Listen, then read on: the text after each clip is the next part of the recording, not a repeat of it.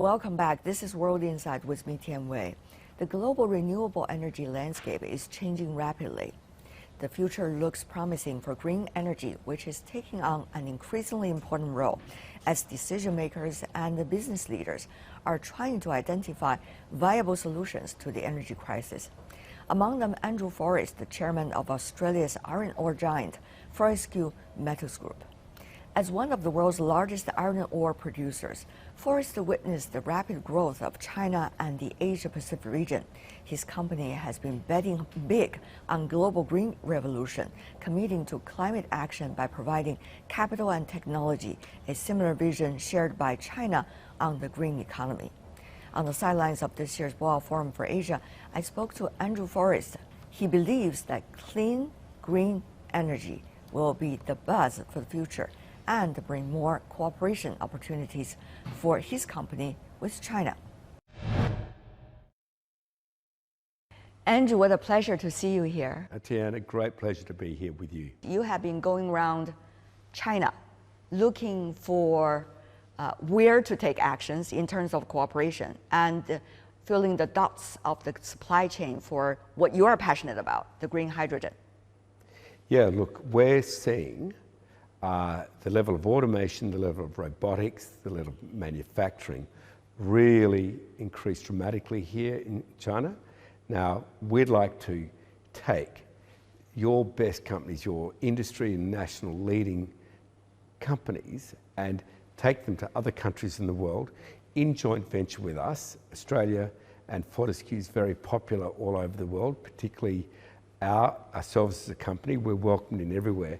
And we'd like to take Chinese companies with us to establish large manufacturing centres for the full ecosystem supply chain that is needed by the world, which the world must have if it's going to meet its goals. Tell me more about this supply chain. What are some of the important dots that you are looking at right now?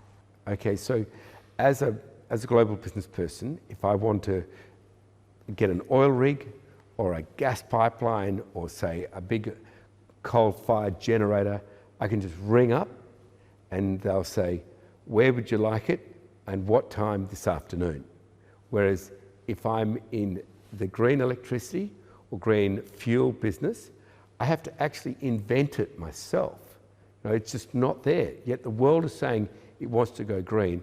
Global warming is now not a prediction, we're living in it, it's upon us. So you have to invent the wheel in a way. So what I'd love to see is that Chinese companies have come with me on this journey. I didn't know, they didn't know, but we are together marching down this journey. Now we've connected. What have you found out?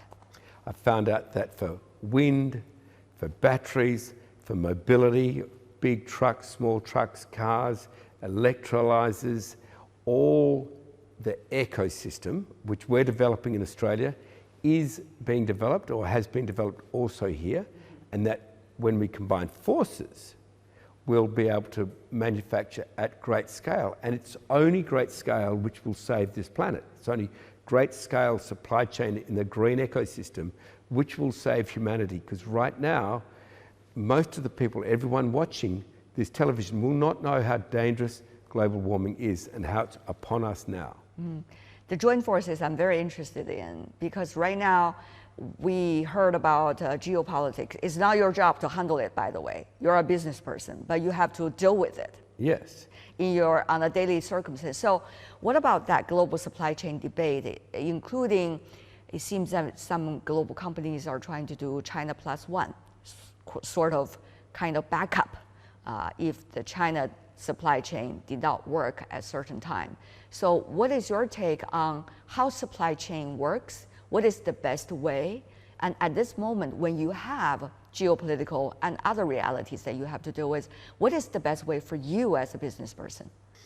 I, as a member of this little human planet, and as a scientist, do have a responsibility to inform those who are worrying about geostrategic economic blocks that all their concerns are puerile, visionless, selfish, lacking in care for the future if they put those interests above the immediate interests of the natural ecosystem, because that's getting destroyed around our eyes if we don't move quickly away from fossil fuels. So one, we must start with that message, that if you're putting your political or geostrategic interests ahead of all of humanity and your children, then they will judge you very badly.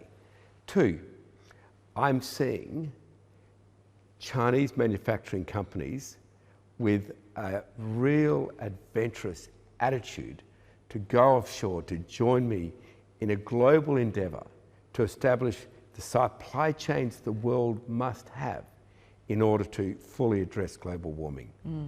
What about that? Competition, cooperation, how do you see that?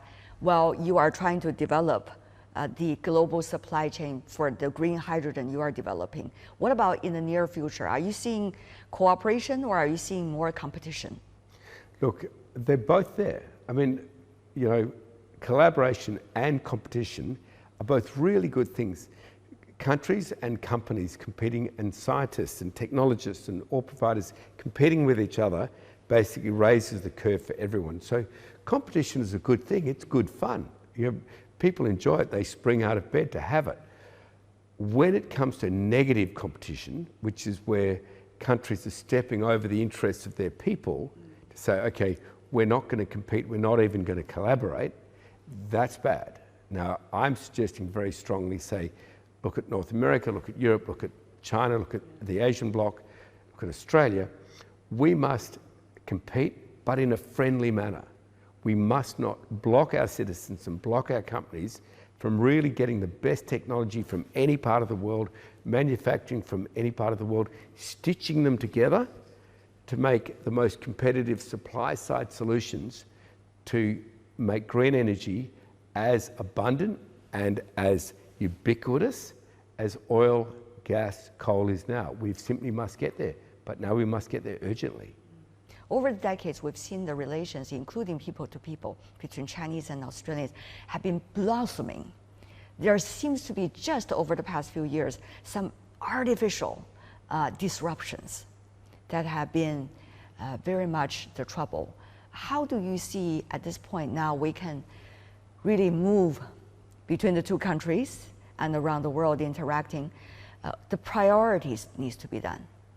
Well, look, I'm very firm on this. I think nations' national interest defined as their freedom to care and look after their people is always protected by improving trade relations with other countries, improving employment in your own country, improving the standard of living for each of your citizens. That's the legitimacy of the government. Yeah, well, and all governments actually have that responsibility. So I feel we can totally enhance the national interest of our countries, strongly improve our trade relations, invest in each other's economies, have Chinese take advantage of the fact that Australia now has projects all over the green hydrogen world, now has projects all over the green electricity world, and take advantage of that, because we need now Chinese manufacturing, and Chinese manufacturing needs opportunity to grow. This is the correct symbiosis, the correct gelling of interests, which will create the harmony to bring global warming to an end. But we have to make it happen. We cannot wish it.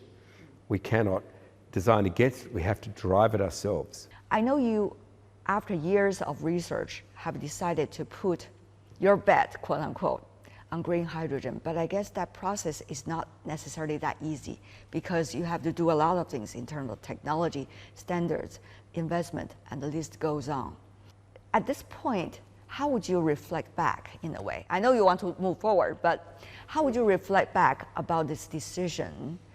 What is the critical moment for you? What was that moment like for you when you were, maybe deciding on this, finally, the direction of your career? For me, the critical moments were during my research, when I did my doctorate, and I discovered the Tibetan plateau, which is not far from where we are, a massive frozen mass, a huge frozen mass, and the Russian permafrost were starting to melt.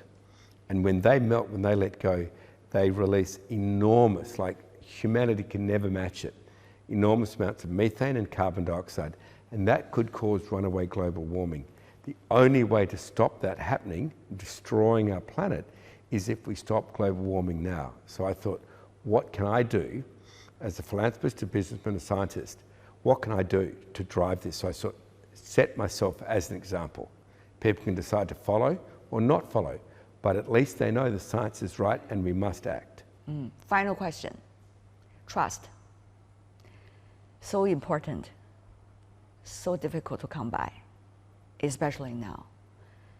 As a business person, how do you see that can be built even today and maintained, most importantly? In times of crisis, trust is what saves humanity. Australia went into a COVID-19 crisis and, like China, needed tests. There was no vaccines, there was no nothing, certainly no cures. We did a handshake agreement, a verbal agreement, with the chairman of one of your most advanced, largest science companies to get those tests into Australia in double quick time, like jets moving straight away, when all the world needed those tests. Now, it was a handshake of trust, not a written agreement, where we sent $240 million to China, and they sent the scientists, the equipment, and the tests back, just on a handshake. Now, that's huge trust, and I'm saying to every Australian and every Chinese, now's the time to really develop a relationship of trust.